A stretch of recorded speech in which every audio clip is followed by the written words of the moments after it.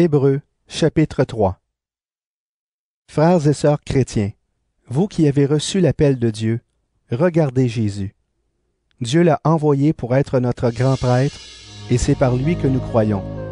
Autrefois, Moïse a été fidèle dans toute la maison de Dieu. De même, comme Moïse, Jésus a été fidèle à Dieu, qui a fait de lui un grand prêtre. Mais Jésus reçoit plus de gloire que Moïse. En effet, celui qui construit une maison est plus honoré que la maison.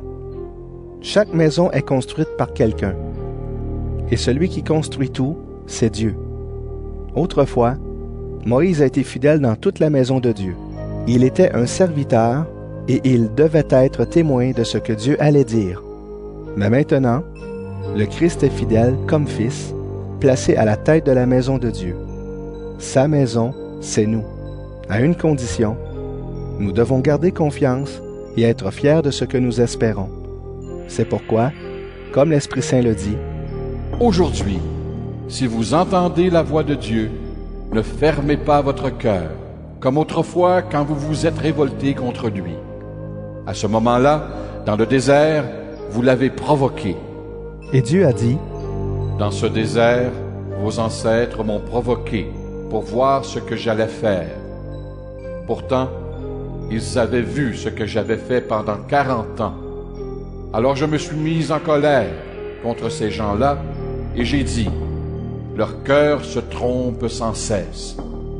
Ils ne veulent pas connaître ce que j'attends d'eux. Dans ma colère, j'ai fait ce serment. Ils n'entreront jamais dans le pays où je leur ai préparé le repos. » Frères et sœurs, attention. Parmi vous, personne ne doit avoir un cœur mauvais qui ne croit pas, ni abandonner le Dieu vivant.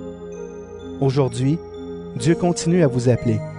Alors chaque jour, donnez-vous du courage les uns aux autres pendant que vous entendez cet appel.